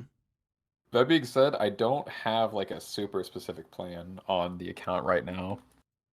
It's really just like I think the plan right now is just like a more general concept of like making the account cooler looking, So like getting a trident, doing more TOA, like maybe getting a shadow, maybe go for a few select pets. I would really like a TOA pet and then go for all the transmogs. That'd be like a pretty hefty PVM grind. That'd be such a cool goal to have, though. Such a cool like thing to be able to show off. Yeah, I really would love to get that pet, but obviously I'm not gonna like. I have to just get lucky on the pet pretty much. I don't know what the rate is, but I assume it's much higher than anything else I would be going for. Like I'd probably green log it before I would, or not green log, but I'd get all the physical items before I would be on rate for the pet, I'm assuming. I guess it depends on how dry you go on Shadow. Yeah. Yeah, if I get lucky on that, then it's like, okay, well, I got every item.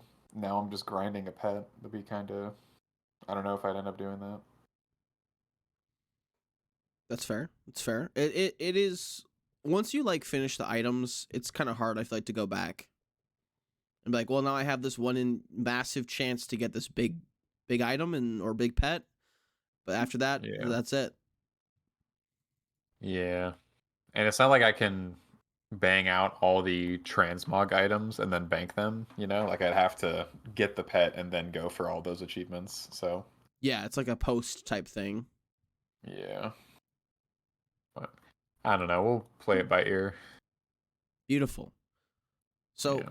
second to last question for you: how do you yourself balance like your real life obligations? I'm not sure what it is all you do outside of the game, with your love and enjoyment for wanting to play the game. Like what is a good work life gaming balance for you? I should say.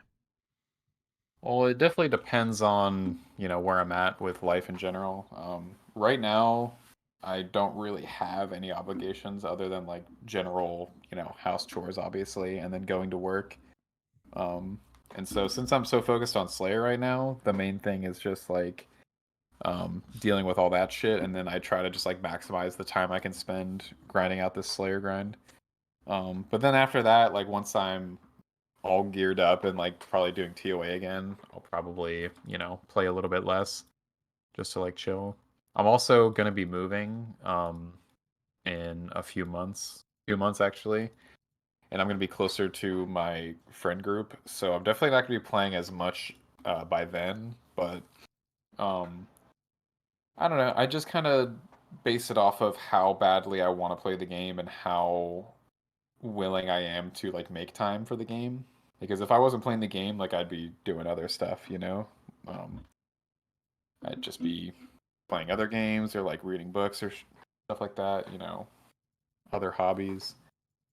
But definitely right now, I am enjoying progressing the account, and so I'm trying to make time as often as I can to do that. Awesome. And you've got me curious about one more question that before I get to my final one. I gotta now I kind of want to dive into one other thing, and that was you said Okay. reading books. So what kind of genres do you look at when it comes to books, and who is your current favorite author? So usually a big genre for me is definitely fantasy. I do love fantasy universes, which is partially why I enjoy RuneScape. Like if you had the RuneScape gameplay, but the theme was like sci-fi, I probably wouldn't be nearly as engaged. Um, so one of my a series that I'm reading right now is the Witcher series, which is really good. I've heard people say that it's like other than I guess Lord of the Rings being your like standard high fantasy series. I think The Witcher is um, considered like one of the better fantasy series. It's like a nice mix of high fantasy and like low like grim dark fantasy, Mm-hmm. which is an interesting kind of uh, area that isn't really explored, I think, in fantasy. I feel like you have your Game of Thrones that are just like hyper grimdark, or you have like the Tolkien, Lord of the Rings that is like super high fantasy, and then I feel like The Witcher kind of plays on both of those styles in an interesting way. So I've been enjoying that series a lot. Have you ever attempted to read any like Brandon Sanderson series or Robert Jordan series, like just some of the massive high fantasy series? Is that like Mistborn or Yep. something? So Brandon Sanderson does Mistborn, and Robert Jordan does Eye of the World series. I haven't heard of Eye of the World, but I have heard Mistborn is like really good. But like you said, that's like a giant series, right? Yes. The Robert Jordan one, the Eye of the World series, there's 15 books, and he actually passed away before he could finish it, so Brandon Sanderson actually finished the series for him. Oh wow. So, and that's actually a TV show right now. They made an Eye of the World TV show as well, but I've heard it's bad. Oh, damn. That's pretty cool though. Which one would you suggest reading after The Witcher? Um, if okay, when it comes I when can't wait for this answer. This is gonna be a big it answer. now, I, as a young kid, was very addicted to reading, like far more than anything else. That's all I ever did. Me too. Yeah. So, if we're talking between those two series, I personally have not been able to dive into them the same way as I would have been able to when I was like 15. So I don't have a good answer for that. I would say if you want something more palatable, go Mistborn, Brandon Sanderson. If you want Okay. something that you know is going to be like a long read, you know you're going to have a book to keep coming back to, then pick the Robert Jordan Eye of the World series. Because you're still going to Okay. get Brandon Sanderson elements inside of there. And of Yeah. course, but if you like Brandon Sanderson, he's still putting books out. Mm-hmm. But if you want a true, honest answer from me on what I would pick next, would you want a standalone book or do you want a series? I think a series, but I could do either if you have like a glowing recommendation for a single book. I have a glowing recommendation for both. Okay. Let's hear Um, it. have you ever read the Pendragon series? No, but that is a name I've heard brought up. So I was so obsessed with them one year, my parents got me a full deluxe hardcover 10-book set for Christmas. Oh wow. Like, that's what I asked for Christmas as like a 14, 15-year-old child. Like, kids were like, oh, I want the, Xbox, I want a new game. I'm like, no, no, no, no. Get me this book set. I have read that entire series probably 4 or 5 times. Bam. And there's 10 books in the series, and they get progressively better as time goes on. The first book, low-key a slog. Okay, that's fair. And the 9th book, low-key a slog. But everything The else... ninth? The 9th, yeah. There's 10 books. Okay. Yeah. So the first and the 9th, I would say my least favorite book is the 9th one. And then the first one. And then the rest of them are all like... But on book 2, it's insane. Like, and honestly, you could probably skip book 1 if you really wanted to. You would just have a loose backstory on one thing. Okay. Like, Would you basically... say the reason the ninth book is a slog is because it has to like position things properly for the wrap up on the 10th book? Exactly. Yeah. Because the 10th book is one giant, amazing finale. So that's the But 9th really book. all the pieces need to be put into place for that to Correct. happen the way they wanted it. Yes. And if you do decide to read it, you'll understand the way the books go, why the 9th book was necessary, before the 10th could be written. Yeah. That's fair. And I can then imagine. the single book recommendation I have for you and everyone out there is The Library at Mount Char. Okay. That recommendation was given to me by the guy who makes my thumbnails. Oh, really? And he was like, Is that a RuneScape guy? he does play Well, I know. RuneScape. He's not like a, but he doesn't. What's his name? His name is Lee. Lee. What's his like gamer tag? Is that Lee? Or his His RuneScape name is Archer. Okay. So he's not like I said, he doesn't like the only kind of content creation he does for RuneScape is what he does for me. Yeah. He's I was just like, just curious if it was like, because I know it's a small community. I was wondering if I knew him. gotcha. Yeah, no, he's actually a real life friend of mine. Oh, that's nice. Hope you Uh, pay him well. I pay for his membership every month basically. So and then that is also by Scott Hawkins, Library at Mount Yeah, I'm looking Char. at it now. So that Nice. is probably Fantasy horror. Mm, one of these single-handedly one of the most amazing books I've ever read. damn. I might look into that.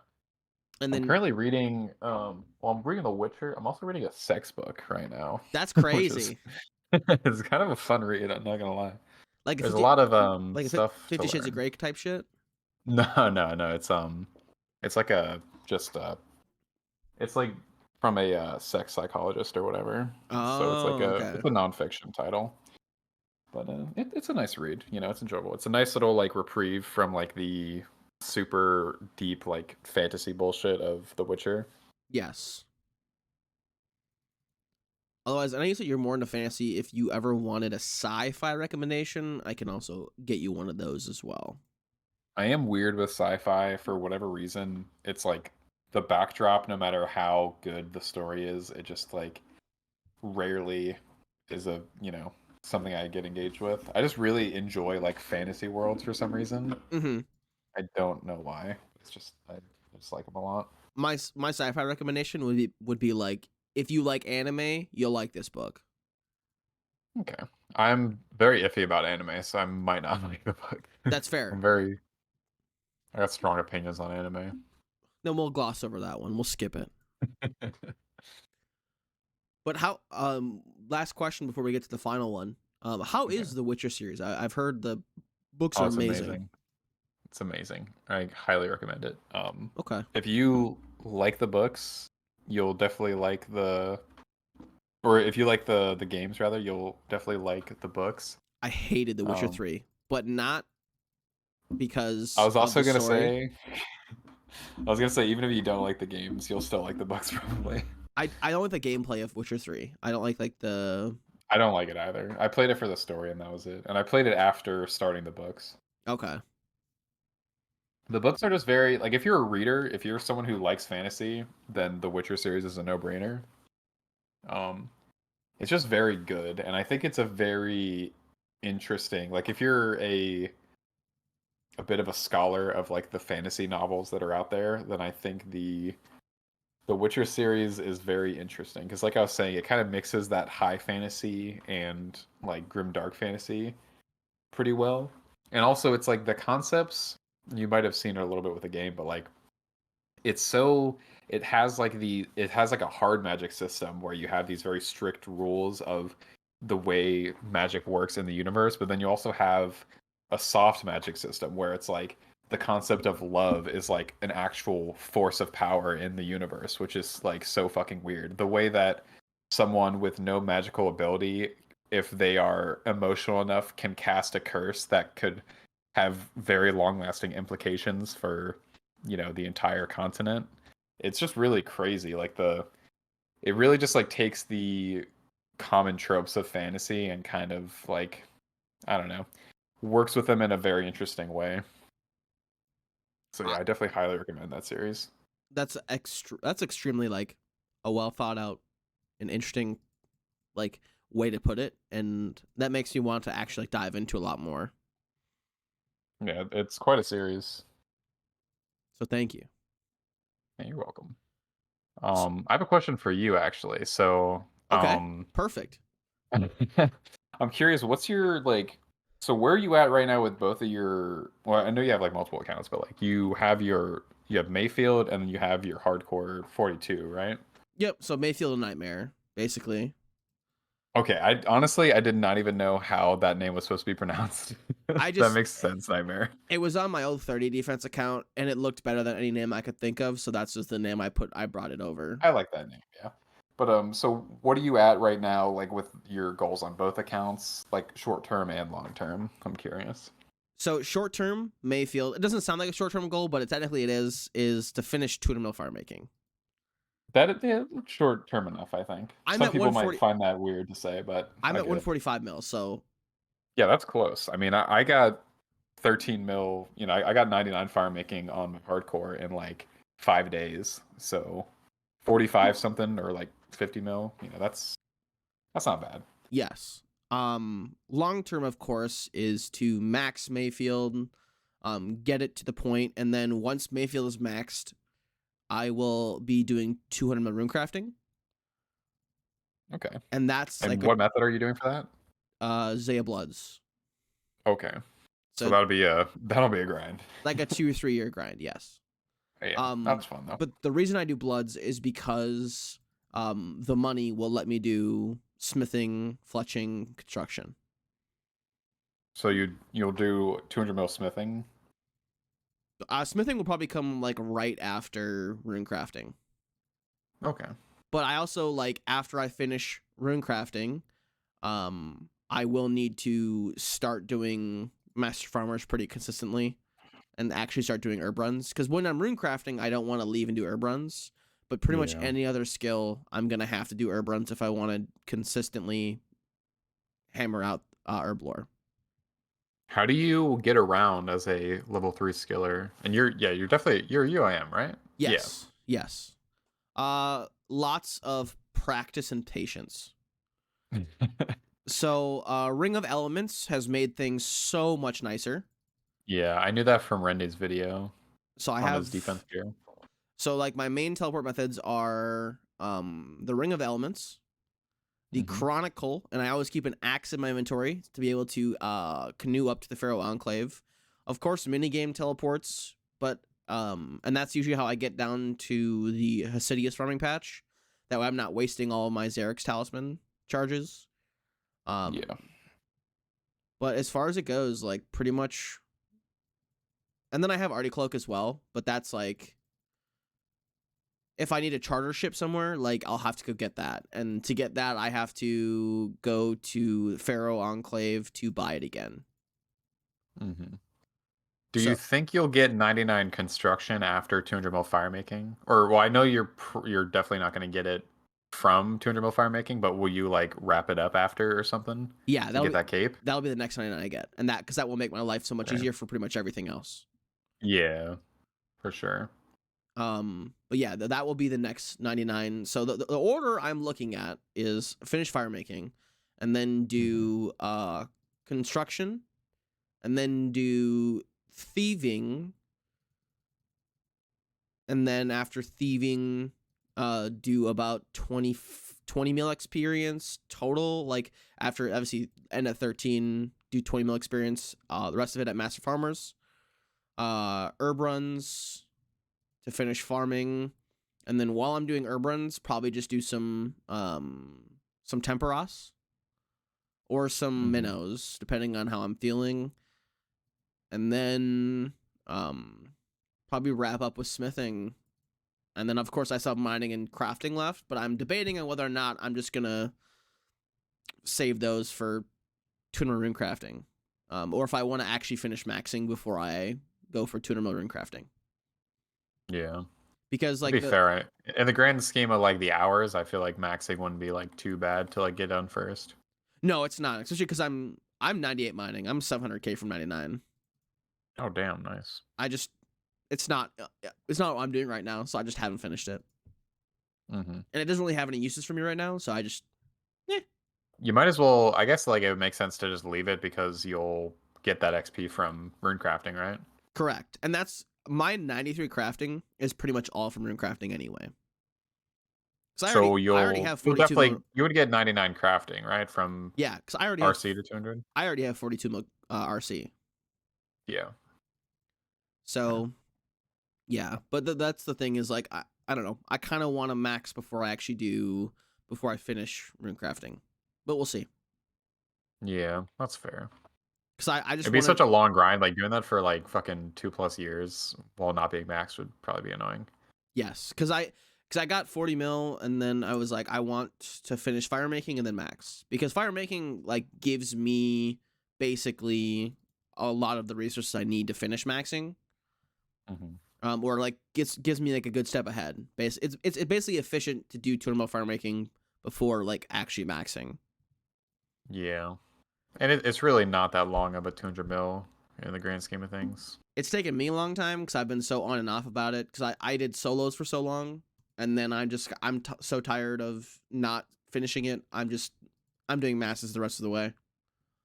Yeah, that's fair. It's like a 500-hour grind, right? Yeah, something like that. But obviously, Yeah, it's really not that if you bad. do solos, it's longer.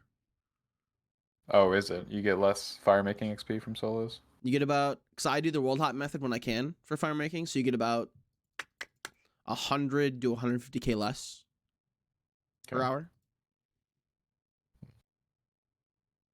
So, and then Nightmare. So right now the goal on this account is 99 rune crafting, and then basically AFK stuff that will get me stats for the rest of the quests I need to do. So like next thing I'll Real quick, you're do, saying on your hardcore, right? yeah, Nightmare? on the hardcore, yeah. Okay. So basically I'll finish 99 rune crafting, and then I will do 75 wood cutting at Fossil Island Teaks and bank all that for construction. And then I will do AFK fishing just to get some fish done. And then once all that's done, I'm just gonna AFK motherload mine until Mayfield's maxed, Okay. or until I hit 99 mining. And then if I finish 99 mining, I'll just AFK fishing for more fish. Hmm. Yeah, I love having an account on the side to like AFK shit because there's like so many like really nice AFK grinds that if you're like spending like hundreds of hours on like a main account doing something, you can just like make so much progress on a side account for like later on when you want to play it. Exactly, and that's the thing is that this account, like I built it. I rushed 77 room crafting, rushed all those quests, and I was like, okay, I'm gonna really focus on Mayfield this because that's when I was like kind of tired of playing the UIM. I wanted something different for a bit. Mm-hmm. And then I got to really enjoy both. So now I want both to be at a point where I can just move back and forth and play them however I want.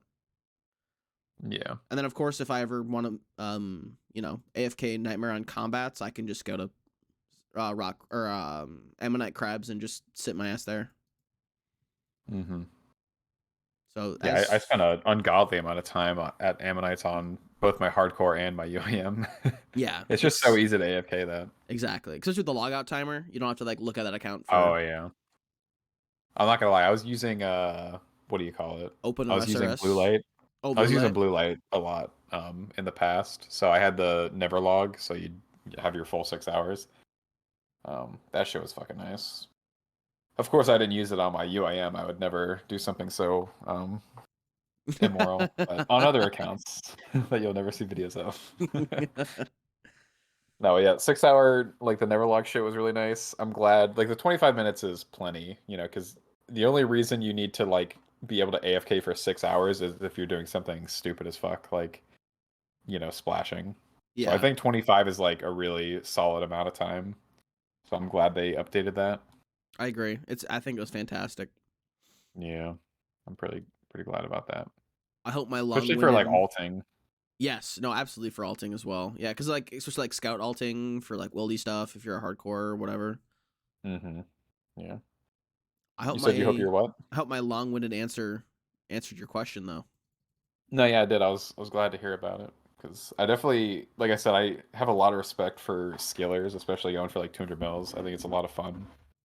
Just not always something that like it's hard for me to skill to that degree, like skill for the love of it. Like I really have to skill with like an end goal of like, well, I'm gonna do this, so I'm like Yes, better off for like another PVM type grind. and of course one goal I'm always passively doing is 200 mil agility. Obviously, Yeah, if you've watched the all cast, your yeah, podcasts, yeah.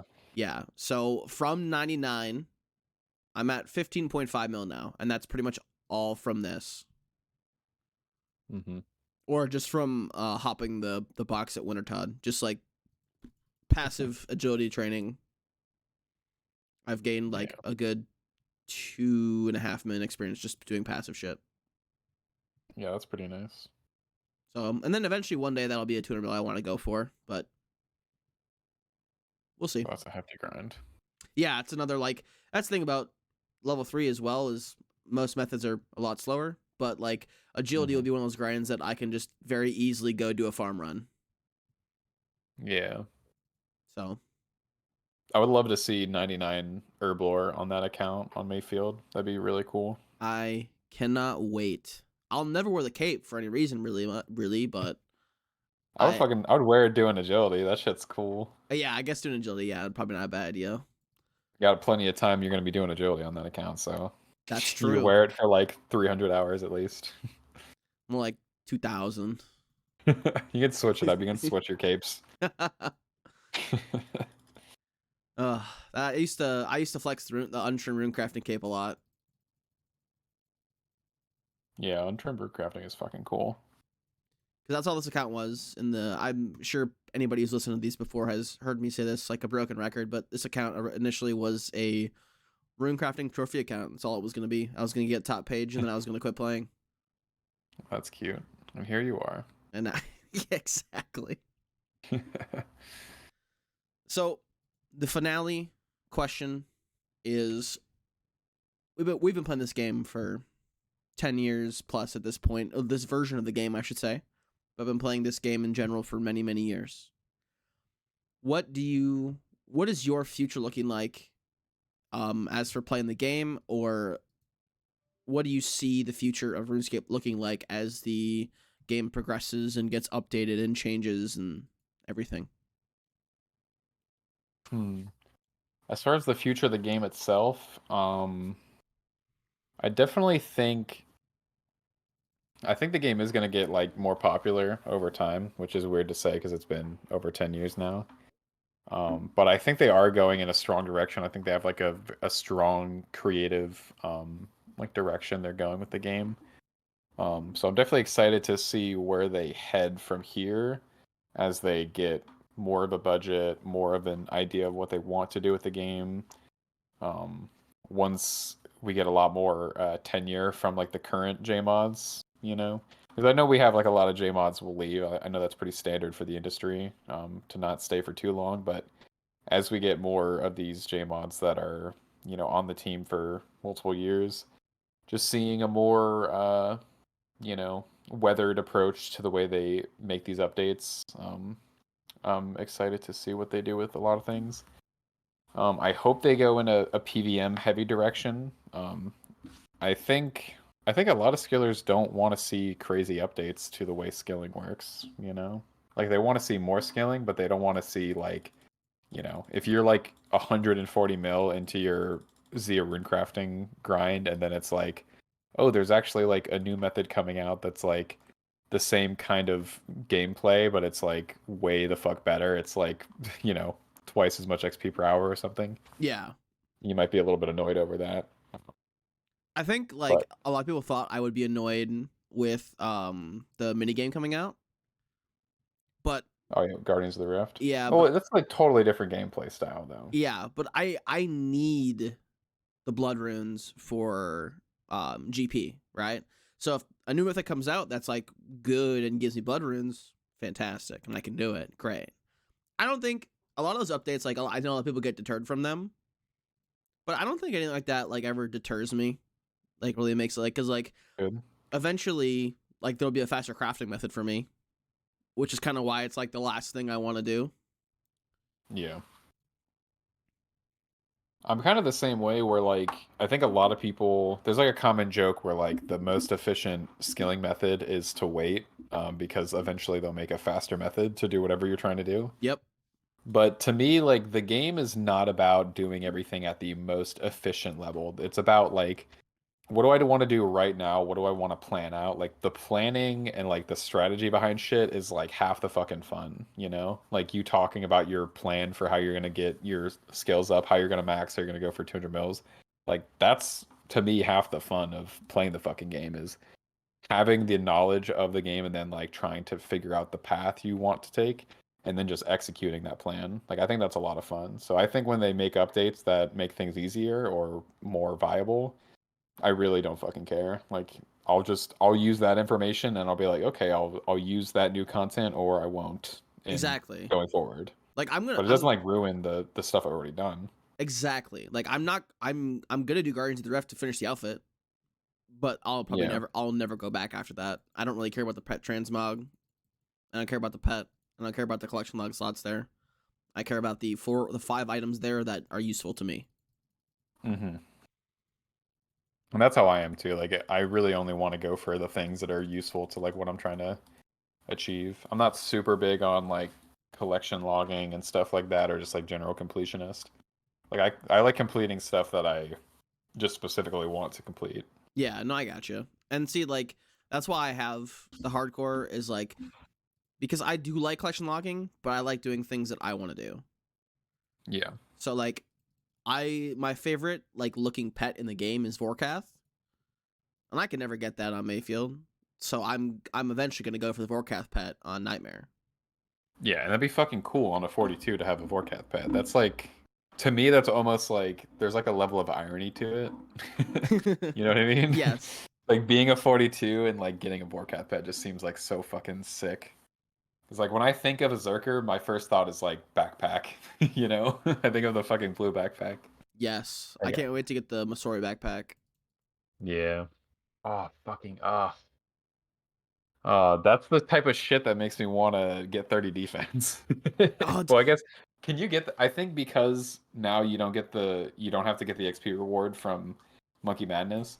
I think you could do you need 40 defense for Dragon Slayer 2? yes, because you have to do lunar diplomacy.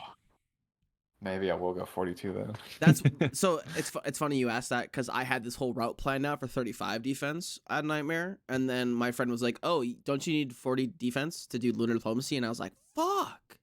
Oh yeah. And then it I became mean, at the end of the day, like if I don't know, I feel like you're versus like 32 and like or wait, versus like 30 and 42 and like 45. There's really not that big of a difference like in the gameplay styles, so I think I probably would go for like 42 at the end of the day.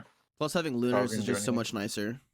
Yeah, there's really like I don't know. I feel like if you go 30, that's just like, you know, that's like giving yourself chores before getting 42. It's like, okay, I'll be 30 until I get like, Inquisitors and Masori, and then I'll eventually cave and go for 40 something.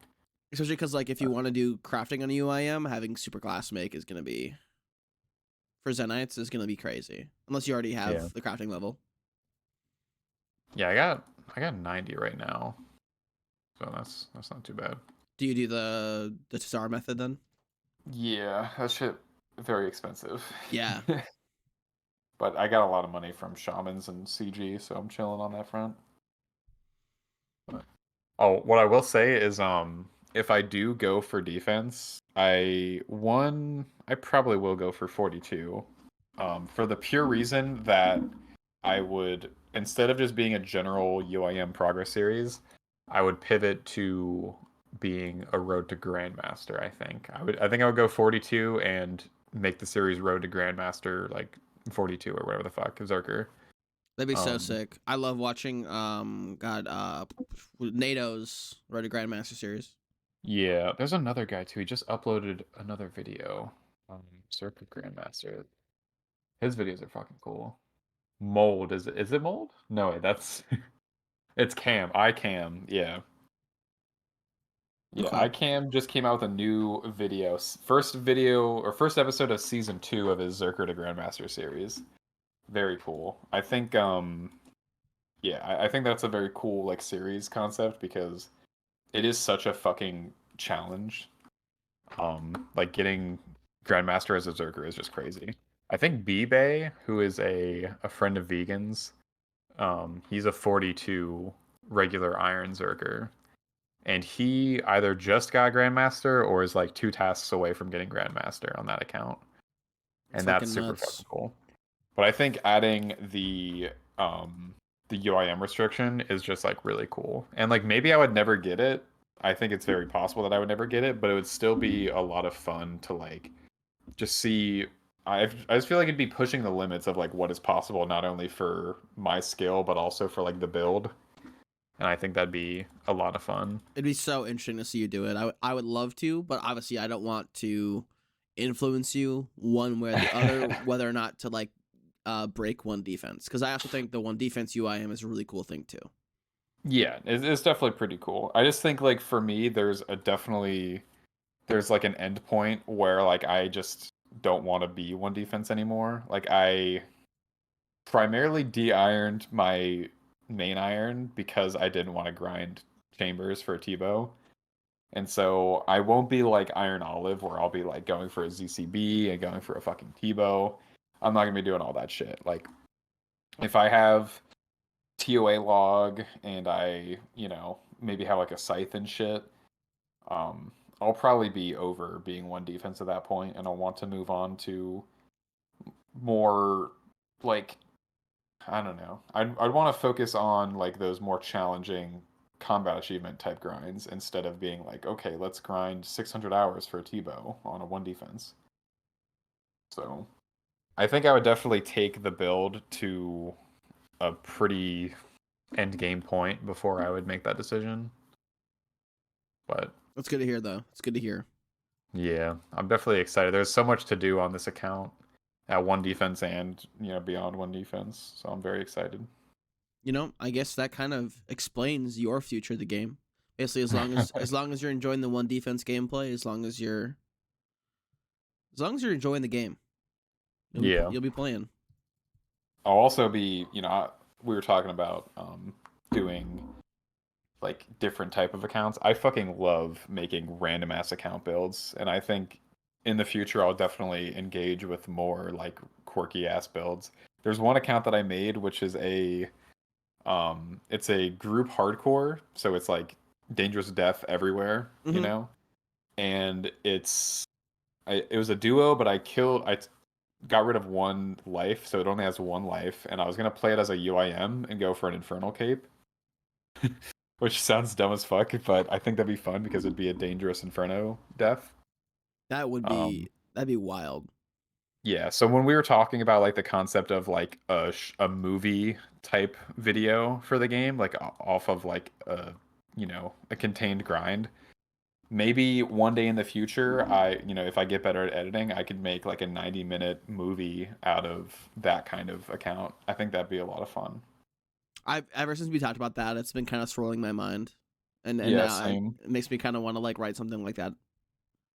Yeah, I would need more skill at editing though, but I do want to get better at editing because I find it very enjoyable to get better at that.